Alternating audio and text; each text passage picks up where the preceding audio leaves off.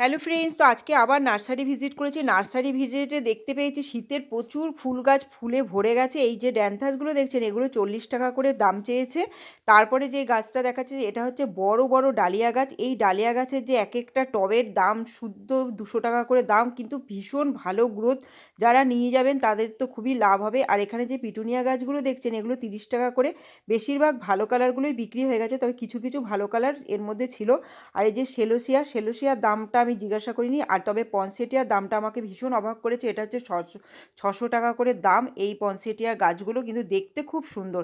এই যে পিঙ্ক ভ্যারাইটিটা, এটা 200 টাকা করে দাম। আর এই যে বোগনভিলিয়া গাছগুলো দেখছেন, এই বোগনভিলিয়া গাছগুলো কিন্তু খুব সুন্দর করে দেখুন, নেট দিয়ে ওরা তার দিয়ে সুন্দর করে ডেকোরেশন করেছে।